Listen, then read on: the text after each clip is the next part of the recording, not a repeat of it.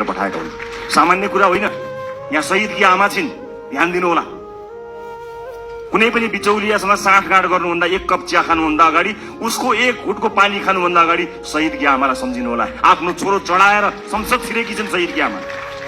सामान्य कुरा होइन। देशमा बिचौलियागिरी बिगबिगी छ। मैले छोटो समयको राजनीतिमा जुन देखेँ त्यो अनुभव तपाईलाई सुनाउँदैछु। तपाईहरुलाई विचलित बनाउन, तपाईलाई प्रभावित बनाउनको निमित्त मानिसहरू दौडन्छन्। देशको परिस्थिति यस्तो छ कि सरकार बनेको बेलुकाबाट एउटा समूह सरकार ढाल्न सक्रिय रहन्छ। बनेको दिनबाट प्रत्येक पटक हामीले अभूतपूर्व जनमत प्राप्त गरेका छौं। त्यो अभूतपूर्व जनमत प्राप्त गरेसँगै अब यिनीहरू बीच फाटो ल्याउन सकिन्छ कि भनेर ठाउँ ठाउँबाट प्रयास भएको तपाईहरु हेर्नुहुन्छ होला नि। समाचार भित्रका नियतहरू पनि हेर्न सकिन्छ नि कहिलेकाहीँ त। त्यस्ता ठाउँबाट हामी बच्नुपर्छ। हामीलाई फुटाउने, हामीलाई गिराउने, हामीलाई गरद गराउनेहरूको बिगबिगी छ। हामी विरुद्ध पनि धेरै मत आएको छ नि, लाखौं भोट छ नि जसले हामीलाई भोट दिएन। अन्य विभिन्न नेताहरू छन्। प्रतिपक्षीको कमी रहँदैन, विरोधीहरूको कमी रहँदैन। फरक यति हो कि हामी कति बलियो छौं। आफू बलियो हुनुपर्छ। अरूलाई दोष लगाएर अर्काले फुटायो, अर्काले शक्ति गर्यो, विदेशीको चाल, उसको चाल, यसको चाल, यस्ता शब्दहरूलाई अब हामीले मेटाउनु पर्छ। यो कसैको चाल होइन। हामी मिल्न सकेनौं भने, हामी स्वार्थको बन्दी बन्यौं भने मात्रै समस्या पर्ने। विभिन्न राजनीतिक पृष्ठभूमिबाट रासोपा आउनुभएका साथीहरूलाई मेरो स्वागत छ।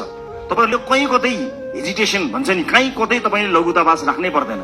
मलाई पुरानो पार्टी भन्छन् कि अथवा पुरानो पार्टीहरूलाई गाली गर्दा मैले अनुहार रातो पार्नु पर्छ कि केही पनि भन्न पर्दैन। हृदय ठूलो पारेर हामीले तपाईहरुलाई स्वागत गरेका छौं। खाली यति हो कि पुरानो प्रवृत्तिबाट तपाई टकटकिएर आउनुपर्ने हुन्छ। किनकि देश त्यस्तो अवस्था गरी नचलोस् भनेर कलिला भाइ बहिनीहरूले रगत बगाएका हुन्। हामीमाथि ऐतिहासिक जिम्मेवारी छ। यो 5 वर्ष नियमित रूपमा आएको चुनाव होइन। यो त शहीदहरूले रगत बगाएर आएको चुनाव हो। यहाँ जथाभावी अभिव्यक्ति दिने, यसलाई मनोरञ्जनको विषय बनाउने र हल्का फुलफुलका रूपमा प्रस्तुत हुने छुट कसैलाई पनि छैन, मलाई पनि छैन। हामी देखिरहेका छौं। तपाईँ हाम्रा गतिविधिहरू नागरिकले हेरिरहेका छन्। भोट दिएका जनताको शिर झुक्ने काम कसैको कुनै अभिव्यक्तिबाट, कुनै क्रियाकलापबाट हुनु हुँदैन। प्रत्येक भोटको इज्जत हुनुपर्छ। हो, सञ्चार माध्यममा बोल्न रमाइलो लाग्छ, आफ्नो बारेमा समाचार आउँदा रमाइलो लाग्छ, आफ्नो बारेमा वाहवाही हुँदा रमाइलो लाग्छ। सञ्चारकर्मी साथीहरू पनि यही समाजका साथीहरू हुन्, उनीहरू मित्र हुन्। उनीहरूले कहिलेकाहीँ आफ्नो पक्षमा राम्रा कुरा लेखिदिँदाखेरि आफ्नो दङ्ग परिन्छ। तर त्योभन्दा अलिकति माथि उठ्नुपर्छ। तपाईले दिने अभिव्यक्तिले वैदेशिक सम्बन्धमा के प्रभाव पारेको छ त्यो कुरा याद नगरिकन तपाईले त्यस्ता किसिमका हल्का फुल्का अभिव्यक्ति दिनुभयो भने देशलाई दीर्घकालीन रूपमा असर गर्न सक्छ। अब तपाईँ हिजोको मान्छे होइन, अब जिम्मेवार सांसद हो, जिम्मेवार राजनीति कर्मी हो, जिम्मेवार प्रतिनिधि सभाको सदस्य हो। त्यसकारणले आफ्नो भूमिका परिवर्तन भएको छ। होइन जो कोहीलाई अझै पनि म अभियन्तै हुँ भन्ने लाग्छ, अझै पनि पुरानो पेसाकर्मी हुँ जस्तो लाग्छ, जो कोहीलाई म हिजोकै जस्तै भनौँ न, यदि जिम्मेवार नभए पनि सार्वजनिक अभिव्यक्ति जस्तो दिन्छु त्यस्तै दिन्छु भन्ने जस्तो लाग्छ भने you are more than welcome to live this hall. तपाईहरु सांसदको भूमिकाबाट बाहिर जान सक्नुहुन्छ, केही पनि फरक पर्दैन। तर होइन, अब म जिम्मेवार हुँ। अब मेरो भूमिका फेरिएको छ।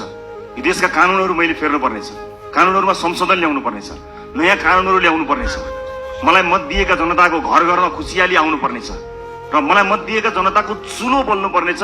मलाई मत दिएका जनतालाई प्रभाव पर्नु पर्नेछ। उनीहरूले मैले जस्तै अस्पतालमा उपचार गर्न जाँदा बेड पाउनुपर्छ, कसैको सोर्स बिना भन्ने कुराको महसुस तपाईलाई हुनुपर्छ।